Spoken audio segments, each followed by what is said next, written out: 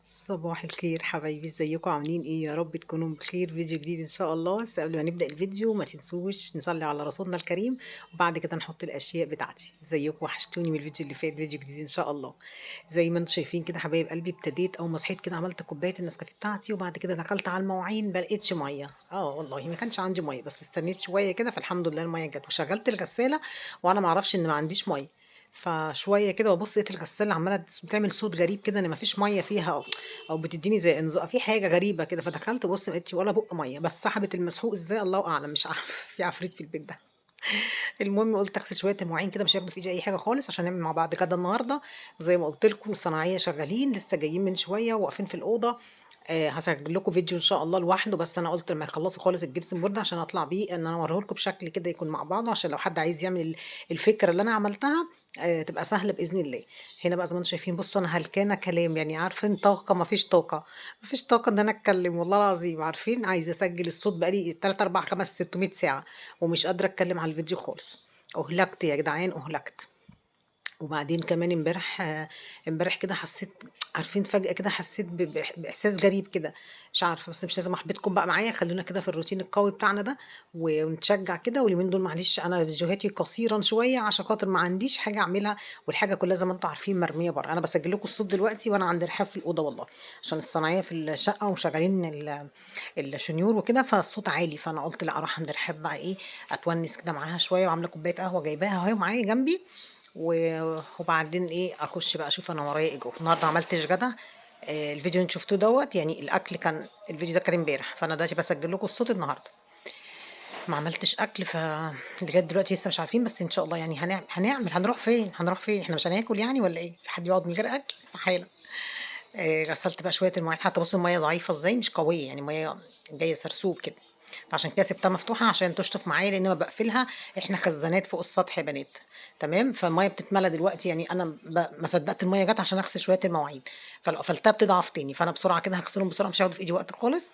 وبعد كده هشوف هنعمل مع بعض اكله حلوه قوي. رؤيه طلبها مني. هي اختراع رؤيه، يعني هي سهله وبسيطه ما فيهاش حاجه، وبس هي رؤيه اللي طلبتها كانت اعملي كذا واعملي كذا واعملي كذا. بس بصراحه طلعت حلوه قوي، طلعت طعمها تحفه. جربوها ان شاء الله تعجبكم جدا، واعمليها باي كميه بقى. هي بالفراخ اعمليها باي حاجه، اعمليها بنص كيلو بصي هي اي حاجه بتربي كده وبتبقى طعمها حلو قوي، طعمها في الاخر بيطلع معاكي جميل قوي. طبعا كوبايات كالعاده، كوبايات كتير كالعاده. المهم بقى حد سالني بيقول لي يا جيجي قولي معايا موضوع السيراميك، خلي بالك لا في يبقى في ميه تخش وكلام. يا جماعه والله ابدا، هتشوفوا كل حاجه هوريها لكم، عشان في حد كتب لي انا خايفه ان انت تعملي كده. لا ما تخافيش، لان انا قلت لك، بس انت اكيد ما شفتيش الفيديو. انا قلت ان انا عاملاه قبل كده في اوضه النوم، هو اللي انا عاملاه في اوضه النوم، هو ده اللي انا هعمله تاني. فبقى له سنين عندي وما جرالوش اي حاجه. تمام. وبعدين كمان انا زي ما قلت لكم الصناعيه ما جوش امبارح. انتوا عارفين طبعا الصناعيه كان امبارح. في حد كتب لي كومنت، يا رب تشوفني النهارده، بتقول لي يا جيجي لا هم الصناعيه ما جوش مش عشان ما لاقوش سلم وكده، الصناعيه كان في ماتش امبارح. ايوه كان في ماتش فعلا، كان جوزي قاعد في البيت بيتفرج عليه، وانا كنت بتفرج معاه كمان. كان ماتش مهم جدا، يعني كل شويه جوزي جون وانا قاعده بقى ايه اشجع معاه، لازم اشجع يا جماعه. الراجل الشقيان معايا في الاوضه وطلعان والله طالع عينه معايا والله. كل شويه اتصل بالصناعيه ومهتم، يعني بصوا بالموضوع كل شويه، وزعلان بقى الصناعيه ما جوش امبارح، عايزين نخلص قبل العيد يعني. العيد متهيالي ايام نعدها على ايدينا يعني. بصوا خلصت قبل العيد كان بها، ما خلصتش قبل العيد يبقى ايه برضو كان بها، خلاص. يعني خلينا متفقين كده. خلصت قبل العيد معاكم، ما خلصتش قبل العيد معاكم برضه، هنروح من بعض فين يعني. غسلت بقى كل ده. طبعا انا بتكلم معاكم النهارده زي ما قلت لكم الفيديوهات عندي قصيره شويه، عشان انا ما عنديش يعني البنات نايمين في الاوضه، والاوضه بتاعت النوم فاضيه، والريسبشن زي ما انتم شايفينه بروق، كل اللي بروقه الحته اللي انا بروقها اللي احنا قاعدين فيها اللي هي الانتريه. بقيت الصاله بره مش عارفه اعملها معاكم. معلش اللي جاي احلى ان شاء الله، نعمل مع بعض احلى روتينات، بس نفرش حاجتنا ونخلص علشان خاطر ايه نرتاح كده. انتوا عارفين طبعا لما بنعمل عمره وحد موجود في الشقه، ان انا عارفه كلكم زعلانين عشاني وبتكتبوا لي يا جيجي احنا زعلانين قوي ان انت بتعملي عمره وانت قاعده في الشقه، بس غصب عني هروح فين؟ طيب هنروح فين انا وجوزي وولادي؟ هي بس كان جوزي بس معترض في الاول عشان خاطر احنا كنا هننام فين. فدلوقتي لو نمنا بره هننام تلات ايام 4 ايام بالكتير، لكن ما كناش زي ما كنا بنوضب الشقه بقى. احنا كنا دخلنا في شهرين، عمره الشقه دي دخلت في شهرين يعني. واحنا برضو كنا مقيمين فيها، بس ولادي بصراحه ما كانوش قاعدين معايا يعني.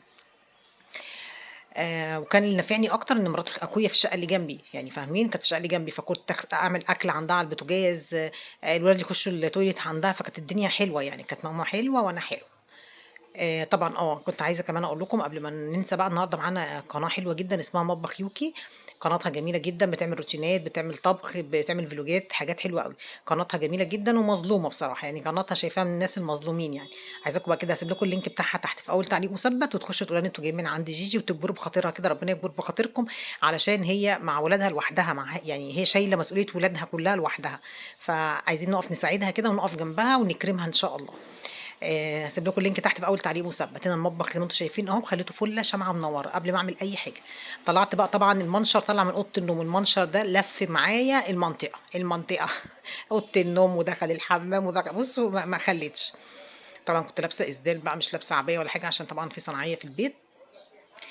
قافلة عليهم باب أوضة النوم، يا عيني الصناعية زمانهم بيقولوا إيه الست اللي كل ما نخش تقفل عليهم باب أوضة النوم ما هم شغالين بحاجات بتطلّع صواريخ تراب، أنا باقفل عليهم عشان كده، ما هاعمل إيه طيب؟ ما أنا يعني بانقذ ما يمكن إنقاذه، يعني هم قاعدين في أوضة النوم وفاتحين البلكونة مع نفسهم شغّالة لهم المروحة وشغالين بقى مع حالهم، لكن لو فتحت الباب مش قادرة أقول لكم، وبعدين كل شوية بقى رجليهم رايحين جايين عشان بييجوا من على السلم الجبس وكده من على السلم، فرجليهم بقى ما أقولكوش، مش عايزة أقول لكم أي حاجة، بس أنا بقى إيه مشغّلة أونيكس، عارفين شركة أونيكس؟ ماسكة المكنسة في إيدي ورايحة، جاية، جاية، رايحة، كل ما جوزي يتصل بيّا بتعملي إيه؟ باقول له باكنس، بتعملي إيه؟ باقول له ما باعملش حاجة غير إن أنا باكنس وألمّع، أنا مش عايزة أسيب الدنيا تضرب تقلب كده، لو سِبت الدنيا يعني ترابة على عفارة على بتاع، ده أنا هاعيش في غابة، يعني أنا كده عايشة في غابة، ده أنا صدري وجعني من كتر التراب والله العظيم اليوم اللي نطفطت فيه الأوضة ده أنا ما نمتش طول الليل من الكحة، طول الليل من صدري.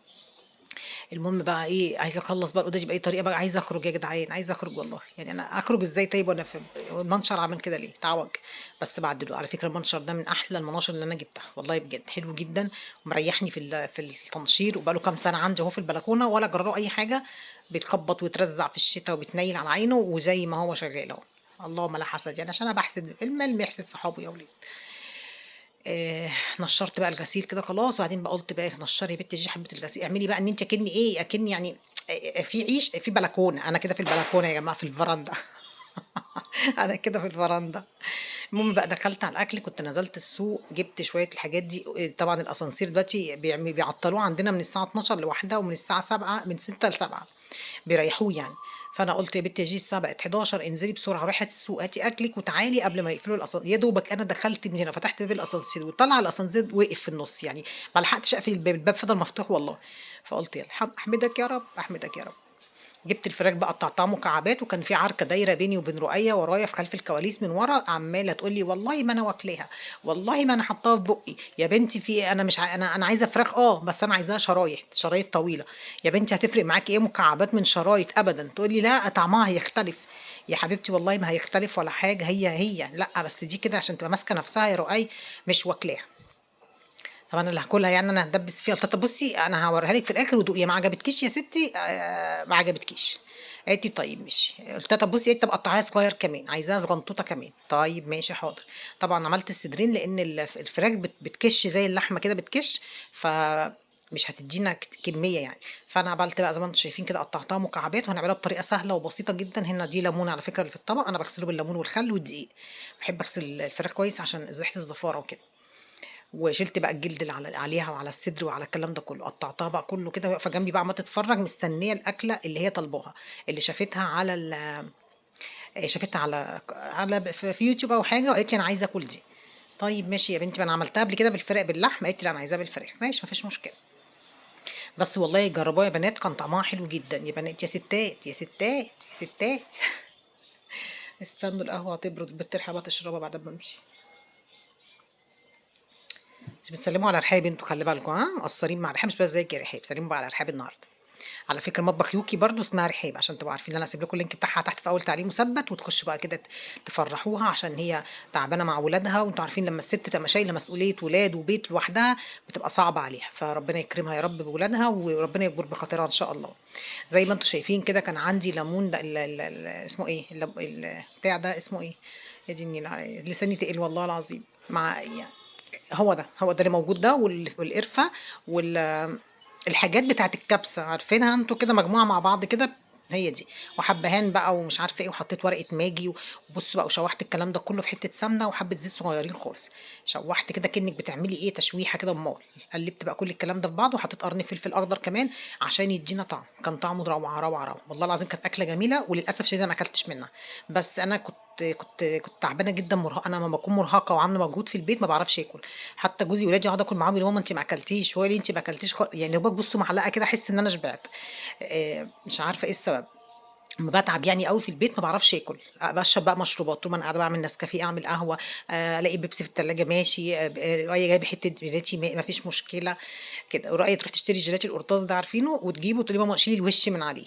ماما شيلي الوش أنا اللي باشيل الوش، عارفين لو لقيتوش على أي جيلاتاية الوش من فوق تعرفوا إن جيجي اللي أكلت الوش. أيوه أنا اللي سرقتها. حطيت بقى كده قرن الفلفل زي ما أنتم شايفين، ونزلت بشوية فلفل أسود وشوية ملح، وقلّبت بقى الفراخ وسِبت الفراخ تستوي كده مع نفسها تاخد وتدّي مع بعضها، وبعد كده سخّنت حوالي كوباية من المَيّة، وقُمت حاطاها على الفراخ عشان تستوي فيها. طب إزاي يا جيجي هتحطّي الرز فيها؟ استنوني، استنوني ما تستقبوش الأحداث. قطّعت بقى بصلاية كده حلوة كبيرة، البصل ده كنت جايباه من على باب الشارع من تحت، أنا لسه طالعة من الباب لقيت بتاع البصل معدّي، عمو يا عمو يا عمو، قال لي: "أيوه يا بنتي، يا بنتي، يا بنتي." قُلت له: "بكام البصل؟" قال لي ب10 جنيه باين الكيلو حاجة زي كده، قُلت له: "طب هات 3 كيلو." المهم خدت بقى ال3 كيلو بتوعي وحطيتهم فين، ما لقيتش الحارس تحت، قُمت سايباهم عندهم حاطين هُم زي حاجة كده زي ترابيزة، سِبتهم على الترابيزة ومشيت، أنا قُلت حد يعني هيسرق بصل يا جماعة، يعني حد هياخد بصل برضه، ده بصل أكل يعني.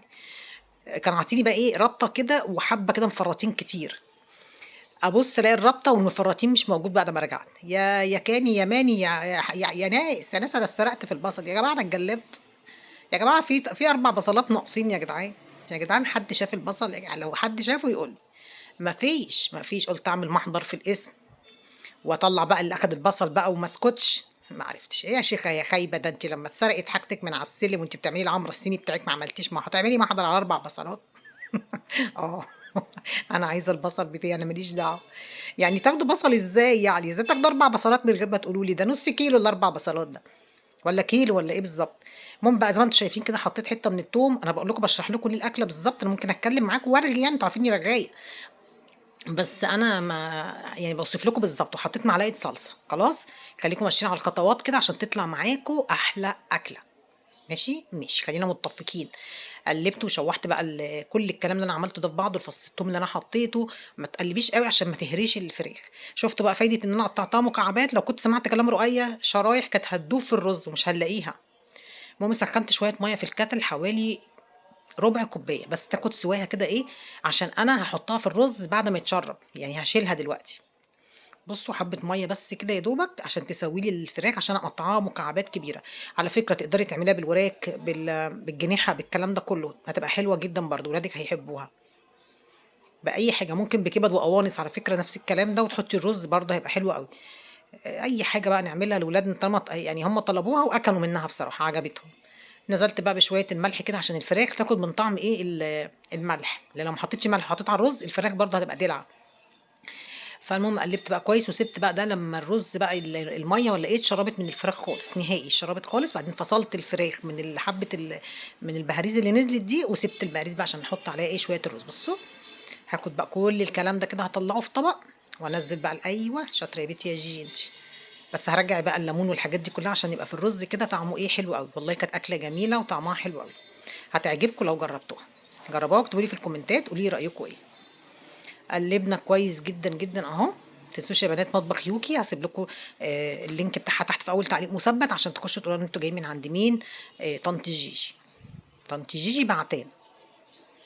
خلاص، نزّلت بقى إيه الحاجات بقى اللي كانت موجودة في الفراخ نزّلتها تاني في الرز، هنعاير بقى الرز بتاعنا نحط بقى إيه، قُلت أحط الرز الأول بدل ما أحط المَيّة، وأقلّب بقى الرز بتاعي كويس جدًا طبعًا هنا بُصّوا في شوية مَيّة صغيّرين تحت شايفينهم أهو، مش يعني الرز باعمل حسابي إن أنا ما احطش بقى مَيّة كتير عشان ما يعجنش معايا، هاقلّب بقى الرز بتاعي كويس زي ما أنتم شايفين أهو، لقيت بس حتّة فراخ قُمت مطلّعاها علشان إيه، ما تتهراش مننا يعني، أصل لو أنتِ سِبتِ الفراخ فيها وحطيتِ المَيّة وسِبتيها بقى تستوي أنتِ هتاكلي حاجة دايبة، إحنا مش عايزين كده، إحنا عايزين يعني فيها حتّة كده إيه، حتّة كده.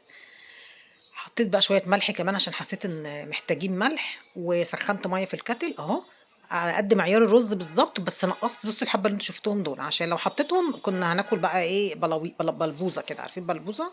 زي الحمّالات اللي أنا قُلت عليها امبارح في البوتاجاز، باقول أنا غسلت الإيه، الحمّالات. أي والله يا بنتي يا جيجي عليكِ يا جماعة ما تدقّوش عليّا والنبي عشان في ناس بتدق عليّا أوي والله العظيم بُصّوا قلبي وربي هيبقوا غضبانين عليكم أنتم حُرين.